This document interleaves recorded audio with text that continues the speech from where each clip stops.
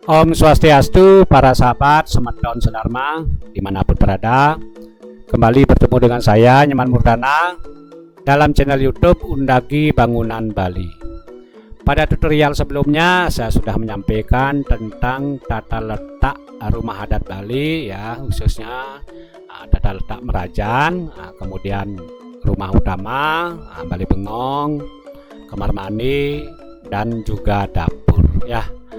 Jadi sekarang saya akan melanjutkan ke bangunan yang lainnya. Jadi untuk itu, bagi yang belum nge-like, silakan di-like dulu. Jangan lupa di-subscribe, di-share, atau bagikan. Karena dengan berbagi, jadi semakin banyak teman-teman yang lain jadi tahu tentang tata letak rumah adat Bali. Baiklah, kita mulai saja. Ini materi sudah saya persiapkan. Jadi sekarang kita akan membahas tentang tata letak Bali Sake Ulu. Bali ya, Bali Dangin. Posisinya Dangin, ya, menghadap ke barat, namanya Bali Sake Ulu. Kenapa Sake Ulu? Ya, Sake itu berarti tiang, ya, Ulu itu 8. Jadi Sake Ulu ini memakai tiang 8, ya. Seperti itu. Pengertian dasarnya Sake Ulu, ya. Ini Sake ini tiang, ya. Kemudian jumlah tiang ini adalah 8. 1, 2, 3, 4, 5, 6, 7, 8. Seperti itu. Nah, ini adalah tampilan dari tampak barat, ya. Nah, mengenai tempat dipan istilahnya Bali, ya.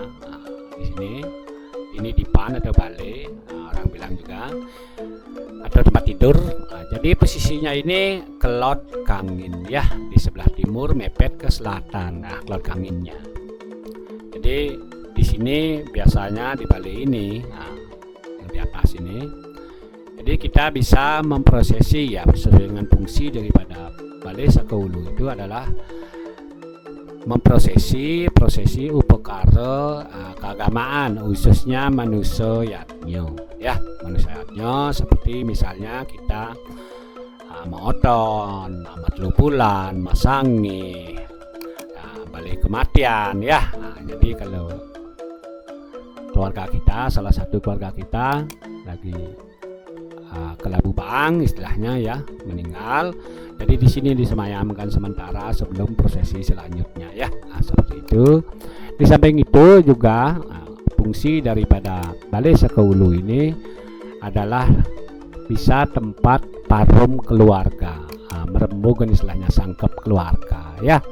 Seperti itu. Jadi lumayan bisa menampung banyak keluarga, banyak personil di sini, ya, seperti itu.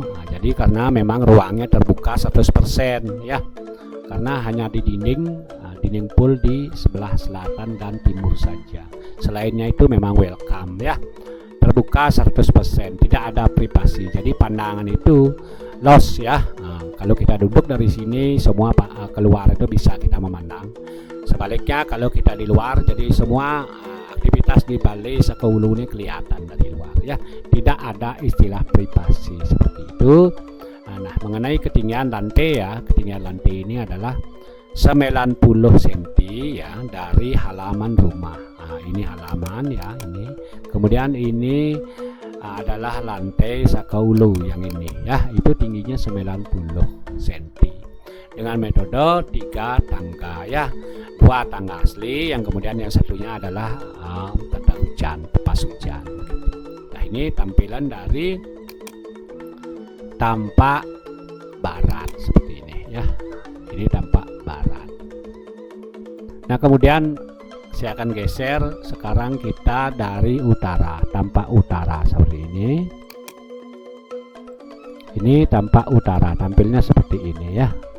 Jadi temboknya nih full di sebelah timur dan di selatan. Jadi dari tampak utara kita bisa full juga melihat, ya. Kalau ini luanannya, ini adalah tepen seperti itu, ya, full. Jadi sangat terbuka sekali, terbuka, ya, seperti itu. Nah, sekarang kita lanjutkan ke bangunan yang lain di sebelah selatan Sake Ulu ini ada namanya Jineng, ya. Jineng, seperti ini jinengnya. maaf karena gambarnya inilah filenya terlalu besar, jadi agak loading ya. Nah, jadi ini tampilan dari barat, agak nyudut ya. Nah, artinya Jinang ini menghadap ke tepen. Tepen itu kauh ya. Ini pintunya ini tempat masuk, tempat entry, keluar masuk, membawa gabah ya. Jadi kalau kita naik harus lewat tangga nih. Harus ada tangganya naik, kemudian kita menaruh barang tadi ya, gabah atau gabah, karena memang fungsi utamanya adalah menyimpan gabah ya, menyimpan padi, hasil panen yang melimpah ruah dari sawah ya. Sisanya kan nggak mungkin kita bisa proses atau jadikan beras semuanya ya, jadi dalam bentuk padi disimpan di sini. Ketika kita butuh beras, jadi kita harus ngambil padinya dulu di sini, dijemur, diproses dan seterusnya seperti itu. Pada intinya Jinang ini tempat menyimpan beras, tempat menyimpan padi seperti itu. Nah, kemudian di sini ada betari yang melingih ya, di dalam kita buatkan pelangkiran, itu betari seri ya, betari seri atau betari umo, seperti itu sebutannya, manifestasinya. Nah, kemudian ini Jinang ini memakai konsep banyah ya, menguasai konsep banyah. Kemudian dilengkapi dengan railing ya, jaro ya, agar tidak terlalu ngaping ya, jatuh nanti. Jadi di samping itu juga ada unsur seninya seperti itu ya, dengan konsep kampiah ini. Nah, dikasih kampiah ini yang namanya kampiah. Tujuan daripada kampiah ini adalah agak menghalangi, menghindari tampias atau panas ya. Kalau hujan, biar nggak kena cucuran hujan, tampias istilahnya. Kalau panas, jadi matahari terlarang, sinarnya terlarang di sini seperti itu. Nah, kemudian tampilan mengenai ukuran dulu ini, kalau ukuran sako jabonya ini adalah 1,50 meter ya, 1,5 meter kali 2 meter. Jadi ideal kalau kita matajuh istilahnya di sini selonyoran. Jadi kaki kita istilahnya bersandar di sini, selonyor di sini, kaki kita nggak nyentuh ke sako ini. Jadi bisa selonyoran atau matajuh ya. Nah, kalau di sini bisa berdua ya. Di sini satu, dari sini satu, kita mesilor di sini santai, enak ya. Nah, kemudian tampak bawah dari Jinang ini, seperti jelas ya. Semoga bisa jelas. Ini namanya ada bilang selasah atau selasar ini ya. Ini lebarnya ini adalah 2,5 meter. Nah, kemudian di bawah selasah ini namanya sunduk dawo. Kalau ini tidak ada pengiringnya karena satu yang lebar ya. Kalau kecil-kecil jadi harus ada pengiringnya. Kemudian yang ini adalah sunduk bawah ya, sunduk pendek. Nah, ini langki namanya, aksesoris ya, langki biar nggak terlalu losyong istilahnya,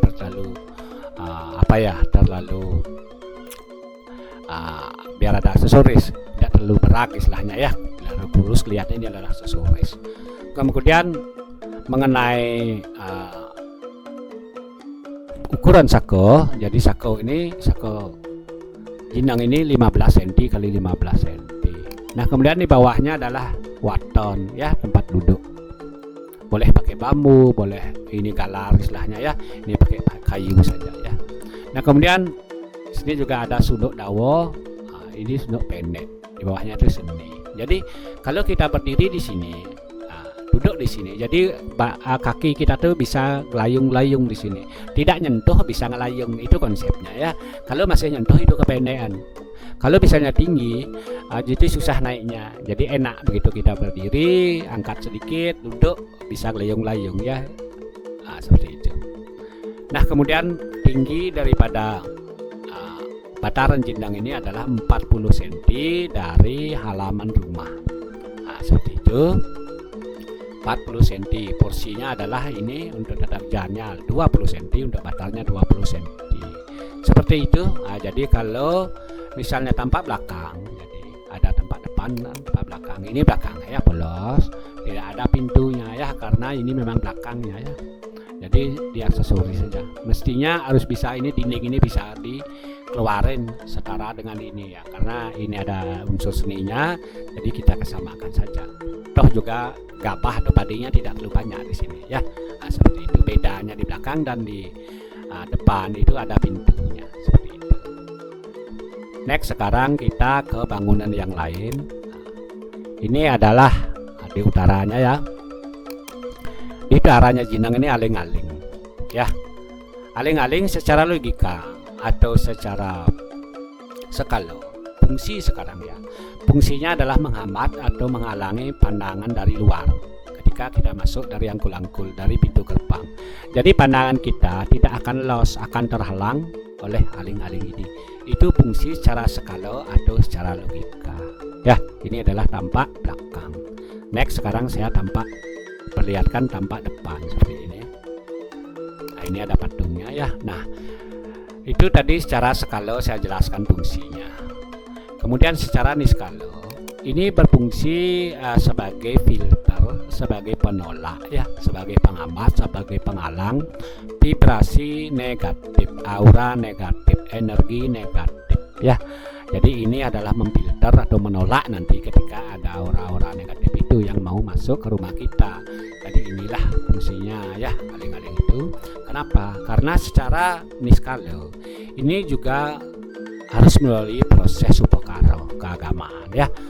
Di awal mulang dasar, kemudian ada istilahnya memako, melaspas seperti itu.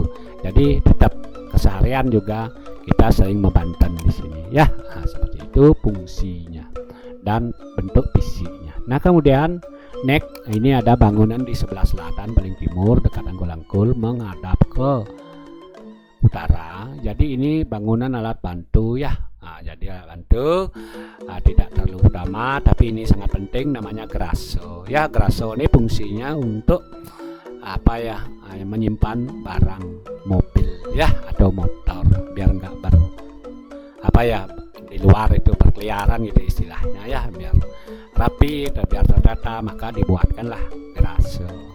Geraso ini welcome ya. Nah, seperti ini memuat 2 mobil dan beberapa motor. Konsepnya masuk ini konsep untuk atap ya. Ini istilahnya atap plana ya, atap plana projogan istilahnya, tanpa limas, tidak limas ya, seperti itu. Nah, kemudian kalau teorinya mobil masuk ya, nah, jadi mobil itu masuk dari sini ke barat ya, bisa mundur, atau masuk belok ke kanan ke utara bisa mundur, atau kita masuk dulu ke barat mundur maju, boleh. Itu tergantung skill driver, tergantung keinginan kita. Yang terpenting fasilitasnya sudah memadai ya. Halaman ini sudah sangat memadai untuk itu ya, tergantung keperluan. Nah, sekarang lanjut di angkul-angkul ya. Ini namanya angkul-angkul Bali ya. Jadi fungsi angkul-angkul ini secara skala logika ya, ini tempat entry keluar masuk ya, tempat keluar masuk keseharian ya. Nah, dulu biasanya orang buat angkul-angkul aja, nggak usah buat gerbang, pintu gerbang nggak usah. Kenapa? Karena memang keperluannya penglingsir kita, tetua kita dulu itu jarang memasukkan barang besar, mobil juga jarang, spring bed juga nggak pernah beli, cukup bikin di rumah ya, almari juga bikin di rumah, jadi itu tidak perlu ya. Makanya dibuatlah angkul-angkul. Keperluannya apa? Paling bawa lampit, tengalo, tempe, ngiu, sokasi, nah seperti, makanya kecil. Nah, seperti itu. Dan sekaligus juga secara niskala ini merupakan margi ya, yang meraga tapakan itu sengyang widi. Pokoknya secara niskala ini juga tempat medal dan ngeranjing, pada intinya seperti itu. Nah, kemudian next sekarang, karena perkembangan zaman sesuai dengan kebutuhan, inilah yang dimaksud dengan logika ya. Logika dalam bangunan artinya kita membuat bangunan sesuai dengan kebutuhan kita saat ini dan nanti. Karena di era sekarang ini mobil itu adalah hal yang biasa. Membeli kitchen set, membeli bed, membeli almari itu hal yang biasa karena nggak bisa bikin ya. Jadi biar mudah mengeluar masuk ke sini ya buatlah yang gede ya. Jadi jangan sampai membeli mobil tidak ada geraso, tidak ada bisa masuk mobil yang sini, salah juga begitu. Itulah tujuannya membuat lubang pintu gerbang yang gede, yang memadai sesuai dengan kebutuhan kita. Seperti itu. Nah, kemudian mengenai tempat angkul-angkul ini ya, mengenai tempat angkul-angkul posisinya sesuai dengan yang saya konsepkan. Jadi sesuai dengan nama sango ya, ini sudah bagus ya di angka 7. Yang penting di 7 ini lubangnya itu ada di angka 7, artinya di Sugih ya. Kemudian Rahayu di 6 ini sudah ada jalur. Yang penting bagaimana kita bisa menghindari angka 8 dan angka 5 dan juga angka 3 karena merah. Angka 2 lagi. 2, 3, 5, 8 ya. Itu dihindari. Nanti akan saya jelaskan atau barangkali sudah saya jelaskan dalam video itu, menentukan pintu masuk seperti itu. Nah, kemudian sekarang next paling selatan saya jelaskan. Ini ada pelinggih ya, namanya pelinggih lepuh ya. Pelinggih lepuh ini merupakan setana Sang Kito Kalo Rajo. Artinya ini bukan tempatnya linggih Ido Betaro, bukan. Jadi ini adalah tempatnya Kalo ya. Jadi Kalo itu diberikan sesajen, diatur sesajen di pelinggih lepuh ini agar tidak mengganggu kita. Agar seisi rumah atau penghuni rumah, keluarga semua rahayu, tidak ada istilahnya buyutan, gangguan ya, seperti itu. Maka dibuatlah pelinggih lepuh. Sekali lagi, yang berstana di pelinggih lepuh ini adalah Sang Kito Kalo Rajo. Nah, kemudian mengenai desain angkul-angkul ini, pintu gerbang ini konsep kolaborasi yang modern ya. Jadi pakai beton topping ini, atapnya genteng. Nah, kemudian di bawahnya istilahnya banjah, ada banjah seperti ini. Nah, tujuan banjah ini adalah satu, mempercantik kelihatannya biar kokoh. Yang kedua, memang tempat patung di sini ya, kita bisa mengisi patung ini, patung singa, lambang kekuatan dan kemandirian. Orang bilang rumahku adalah jiwaku ya, inilah yang menggambarkan seperti itu. Nah, kemudian next sekarang angkul-angkul sama ya. Jadi angkul-angkul ini seperti zaman dulu, kecil lubangnya, tujuannya juga sama, untuk keluar masuk secara skala, kemudian secara niskala, ngeranjing dan medal seperti itu ya. Nah, kemudian tembok pagar rumah seperti ini. Nah, kemudian kita sekarang fokus kepada tembok pagar rumah ini. Yang ini, kemudian yang ini adalah tembok merajaan tersangga. Jadi levelnya kelihatan ya, identitasnya kelihatan, statusnya kelihatan. Jadi sorsinggihnya memang ini adalah periangan ya, ini adalah pewongan begitu. Jadi levelnya nampak jelas ya. Seperti itu tampilan depan ya. Nah, ini untuk lajaannya kita isi aksesoris ini memang wilayahnya adalah wilayah propan, ini bukan suci. Ini kalau kita mengacu kepada Trihidokrano ya, periangan pelemahan, periangan, pewongan dan pelemahan ini kategori pelemahan ya, bukan karang ya. Jadi makanya ini dihiasi. Kalau ya sampai di sini aja ya, kita kasih sajian di sini seperti itu fungsinya. Di samping itu secara logika juga menambah seni ya, bisa ditanami tanaman landscape ya. Tujuannya landscape itu adalah untuk menyeimbangkan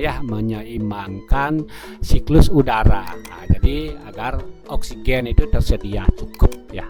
Oksigen, jadi memproduksi oksigen, karena oksigen itu memang kebutuhan manusia ya, kebutuhan makhluk hidup. Nah, kemudian tujuannya juga menyerap CO2, karbon dioksida yang berlebih diserap oleh tumbuhan. Jadi rumah kita, ketika kita di rumah akan terasa nyaman, adem ya, tidak gerah. Seperti itu tujuan landscape. Di samping juga terlihat cantik rumah kita. Nah, kemudian ini juga ada tebo, namanya tebo itu belakang ya. Jadi pasti ada aktivitas ke tebo. Di sini harusnya ada tumbuh-tumbuhan karena pailnya terlalu besar ya. Jadi tumbuh-tumbuhnya sehat diadakan. Nah, di sini ada akses ke tebo ya. Nah, seperti ini. Akses ke tebo atau akses ke belakang. Jadi pasti sering aktivitas nanti di belakang ya. Nah, seperti itu. Ini tampilannya. Ini tampak selatan ya, tampak selatan ini karena rumah ini adalah menghadap ke timur. Nah, kemudian ini tempat depan atau tampak timur ya. Nah, seperti itu. Nah, kemudian ini adalah tampak utara ya. Nah, sekarang terlihat jelas level daripada tembok periangan kerajaan kita dengan level tembok rumah. Berbeda kan, lebih pendek ya, karena memang posisinya juga lebih pendek, lebih rendah. Ini 125 dari halaman rumah, kemudian ini 0 lantainya ya. Nah, seperti itu. Ini tampak utara, kemudian ini adalah tampak barat ya, dari Tebel ya, kemudian kembali ke selatan ya. Seperti ini dampingnya. Baik, Ratu Darne semeton semuanya seperti itu video bisa saya tampilkan. Jika Darne semeton sahabat semuanya berencana membangun pura, sanggah, bali-bali, apapun itu bentuknya, jadi saya ahli mendesain dengan metode gambar 3D ya. Kemudian saya juga mengerjakan proyek, sanggup dan bisa mengerjakan proyek Bali ya, rumah Bali, baik itu proyek skala kecil maupun skala besar. Saya siap karena saya memang ahlinya di sini dan saya punya tim ya untuk mengeksekusi proyek. Baik, jadi karena sudah, nanti akan kita lanjut di video berikutnya. Jadi video ini, tutorial ini saya sinap untuk Pramo Santi. Om Santi Santi Santi Om.